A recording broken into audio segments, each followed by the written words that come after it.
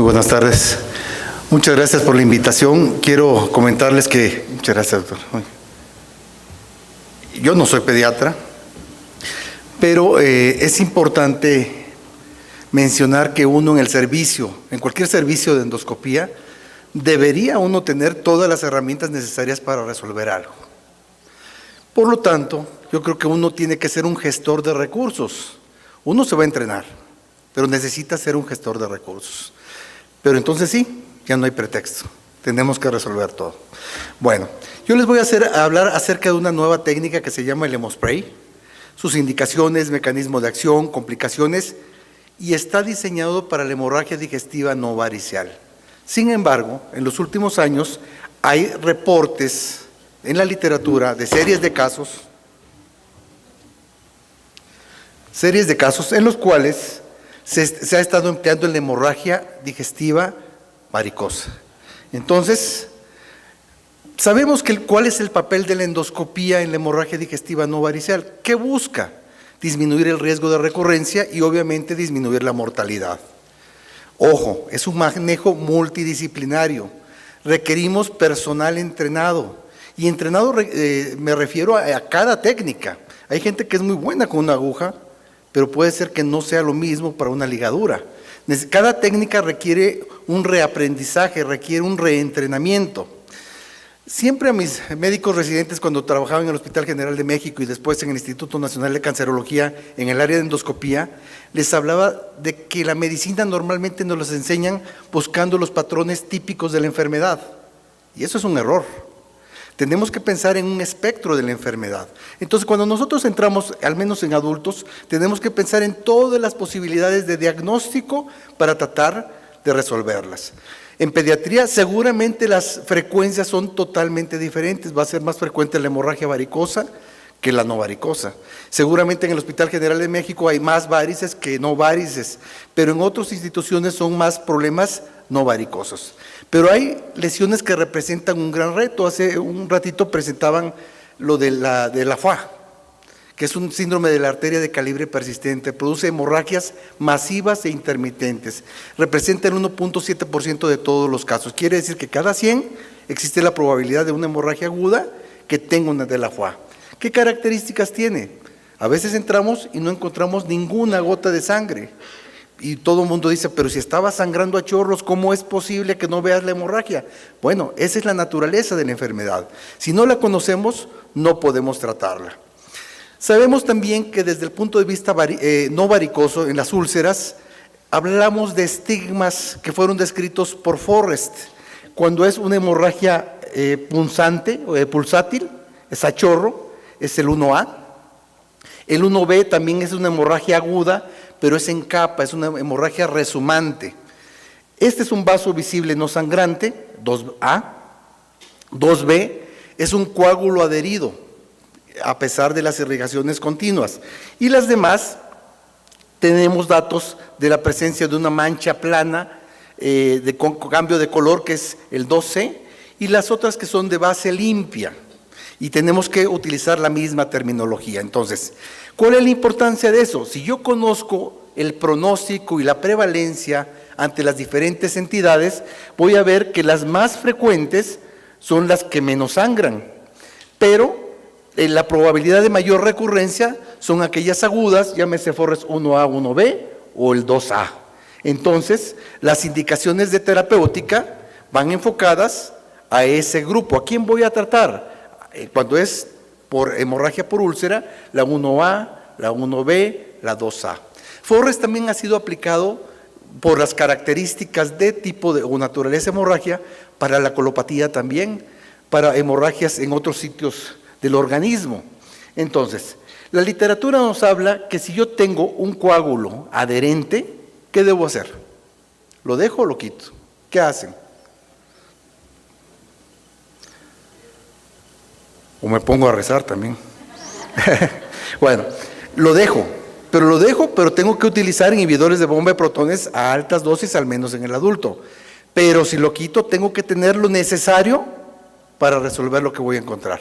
Entonces, si yo quito, voy a tener un estigma diferente seguramente, y de acuerdo a lo que yo encuentre, voy a utilizar una terapéutica relacionada con ello. ¿Cómo se categorizan los métodos hemostáticos en endoscopía? De acuerdo a su mecanismo de acción. Así vamos a tener la terapia de inyección que la mayoría de nosotros conoce perfectamente bien. ¿Está obsoleta? Claro que no está obsoleta. ¿Es útil? Es muy útil, pero no como monoterapia, al menos en el adulto. La terapia mecánica, la terapia térmica y los nuevos tratamientos. Si nosotros conocemos los diferentes mecanismos que hace la inyección, como ya se mencionó previamente, crea un tamponade y hace una vasoconstricción. Si conocemos que la sonda caliente genera calor a través de la coagulación coactiva, ¿qué significa eso? Que la presión de la sonda sobre el vaso más la presencia de calor va a producir la hemostasia. ¿Qué pasa con un hemoclip? Es una terapia mecánica que va a obturar el vaso. Y el argón plasma es de fotocoagulación. Si se dan cuenta, las tres primeras requieren un sitio preciso. Si yo inyecto donde no está sangrando, seguramente el paciente va a seguir sangrando. Si yo pongo la sonda donde no es, no va a funcionar. Si el clip lo pongo en otro sitio o lo disparo al aire, no voy a tener el mismo mecanismo. Pero la fotocoagulación puede cubrir grandes áreas. El problema que tenemos, al menos en adultos en tumores, es que a veces aplicando el argón, el paciente sangra más. Sabemos que la terapia dual es la primera línea de tratamiento para la úlcera péptica sangrante. Vean ustedes, del 85 al 95% de respuesta favorable, pero una tasa importante de recurrencia del 25%. De 4, 1 me puede volver a sangrar. Entonces, de acuerdo a los estigmas de hemorragia de alto riesgo o de bajo riesgo, vamos a decidir qué hacer a nuestro paciente. Si yo tengo una hemorragia aguda, o tengo un Forrest 2A, requiero técnicas endoscópicas de terapia dual y obviamente los inhibidores de bomba de protones a altas dosis. Pero la pregunta es, ¿existe papel para un nuevo método endoscópico en endoscopía? ¿Cumplen los métodos hemostáticos endoscópicos todas nuestras necesidades? Y vamos a ver qué observan ahí. Es un paciente que tiene una polipectomía, y ustedes ven que no se logra acomodar el médico tan cercano para colocar un clip e inyecta y pone los clips 2, 3. En un momento dado, pues uno requiere lo necesario para detener la hemorragia, pero requiere precisión. Este otro caso, van a ver ustedes que es un paciente gastrectomizado, con una gastrectomía parcial y tiene una gastro y una anastomosis. Vean ustedes qué dificultades están teniendo. Dicen, no veo, no, nadie ve, porque hay sangre, hay movimiento de los tejidos y quiero colocar un clip en un sitio que me permita con precisión detener la hemorragia. Ya existen dificultades. Me gustaría presentarles con más detalle esto, pólipos. Ustedes ven pólipos. Y a veces se preocupa uno por el tamaño del pólipo, si es pediculado, si es sésil, el lugar donde se encuentra. Ustedes están viendo aquí un pólipo que es grande, no es propiamente pediculado, pero tampoco es sésil, tiene una base un poco ancha, tiene un aspecto velloso, se aplica un colorante que es el índigo carmín, e inyectamos para crear un colchón submucoso perfecto. Al despegar, disminuye el riesgo de perforación. Paso un asa de polipectomía y propiamente empieza uno a cortar. Vean ese colchón que se creó y se queda uno muy tranquilo. Cuando pongo la adrenalina 1 a 10,000 teñida con un poco de índigo carmín, vamos a ver que la submucosa se tiñe de azul. Y esta es la imagen que vamos a tener en el acercamiento.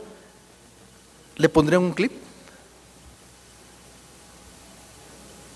Bueno, error número 1, hay que ahorrarle al paciente, no le vamos a poner un clip. Y vean a las 24 horas, el paciente empezó con una hemorragia transanal muy importante y vemos un coágulo. Cuando despegamos el coágulo, ya les dije, tenemos que tener todo lo necesario para resolver ello. Vean una hemorragia en capa y ahora hay que acercarse al sitio, tratar de colocar un clip que tenga ciertas características de movimiento, que me facilite a mí las cosas y que no esté sufriendo yo con el clip. Vean esa apertura de este clip, es muy pequeño. Y esto me limita también, y por eso es que hay grandes diferencias en los clips. Cuánto abre, cuánto gira y esto hace una gran diferencia. ¿Qué ven aquí? Sangre. Es lo que aquí estamos en colon y está uno como en contra de una corriente, un río de sangre. Y a veces no determina uno un sitio preciso de la hemorragia. Ven divertículos. Ahí hay un pequeño divertículo y empiezan a ver que hay un sitio más activo de hemorragia y la pregunta es, ¿qué le hago? ¿Le coloco un clip? ¿Le pongo argón? ¿Qué le hago? Entonces, representa la hemorragia digestiva baja un verdadero reto. Entonces, problemas. Necesitaríamos un método práctico que nos permitiera que fuera fácil un posicionamiento del endoscopio adecuado, que fuera preciso, que no tuviéramos una dependencia del técnico, de la enfermera, porque tiene que haber una gran comunicación, que no fuera susceptible de complicaciones, que fuera disponible y obviamente cada técnica requiere una curva de aprendizaje. Pero un nuevo método tiene que tener y cumplir ciertas características, evaluar su eficacia, su seguridad, tolerabilidad, la tasa de eventos adversos y población, en quién la voy a aplicar. No me refiero aquí geográficamente, me refiero si es varicoso, no varicoso, si es de la foie, y ver los resultados en cada uno de ellos. En los últimos años existe lo del spray hemostático, también el Ovesco, que es una grapa gruesa, que funciona muy parecido a lo que es la ligadura de varices, pero es una grapa metálica, la ablación con radiofrecuencia, inclusive y la crioterapia. Existen métodos como los polvos hemostáticos que les mencionaba, en la literatura nos hablan de 3, pero el que mayor difusión tiene o mayor experiencia clínica es con el hemospray. El enfoque es que es no térmico, no es traumático, no es de contacto y la gran ventaja que no requiere una aplicación precisa. Estoy sobre un área de alta probabilidad, entonces requiero no una aplicación precisa. 2, existe un endoclot, pero su, digamos, experiencia clínica es muy limitada. Voy a regresar al hemospray. ¿Qué es? ¿Se acuerdan de la medicina militar? Querían ganar tiempo cuando existían heridos que estaban desangrándose prácticamente y la aplicación de un polvo determinado para frenar.